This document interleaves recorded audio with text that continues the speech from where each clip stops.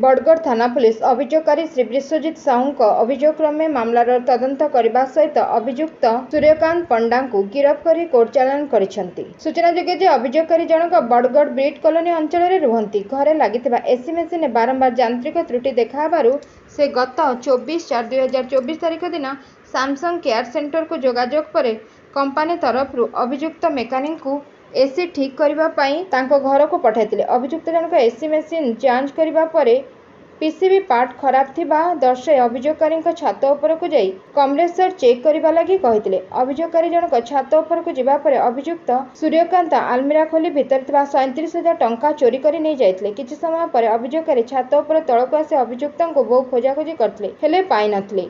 बरं किछि समय पर आलमीरा खोला थिबा एवं सेथिरु टंका चोरी होइतिबा जानिबाकू पाइथिले। परे से एने बड़गड़ थाना रे एक लिखित अभियोग करथिले। घटनार अभियोग पर पुलिस मामलार तदंत करने सहित घटनास्थल निकट में लगी सीसीटीवी फुटेज सब को जांच करथिले।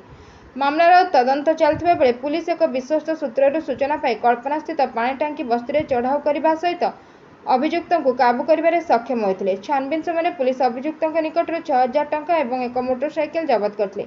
पचरा उचरा बेले अभियुक्त जनक यह टंका चोरी करथिबा एवं चोरी टंका मध्य 31,000 टंका निज व्यक्तिगत काम और मोटरसाइकेल मरामत खर्च कर स्वीकार करते। वर्तमान मामलार अधिक तदंत चालू रही। Bureau report 51 news agency.